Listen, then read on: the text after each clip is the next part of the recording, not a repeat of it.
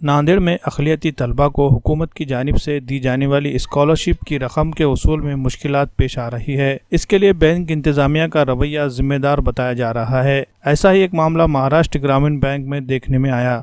यहाँ तलबा और उनके सरपरस्त अकाउंट खोलने के लिए पहुँचते हैं तो इन्हें नज़रअंदाज किया जाता है। 30 अगस्त स्कॉलरशिप के लिए दरख्वास्त दाखिल करने की आखिरी तारीख है, जबकि अभी तक बहुत से तलबा के अकाउंट नहीं खोले गए हैं। बैंक इंतज़ामिया इस मामले में निहायत गैर जिम्मेदाराना रवैया अपनाए हुए हैं। इस मामले में बैंक के मैनेजर से मुलाकात करने की कोशिश की गई तो पता चला कि वो बहुत दिनों से छुट्टी पर है और कब आएंगे इसकी भी यहाँ के मुलाजिमिन को खबर नहीं। ऐसे में तलबा को बैंक में अकाउंट खोलने से महरूम होना पड़ रहा है। पिछले साल भी इसी मसले की वजह से बहुत से अक़लियती तलबा स्कॉलरशिप के हुसूल से महरूम रहे और इस मरतबा भी हालात में बेहतरी नज़र नहीं आ रही है।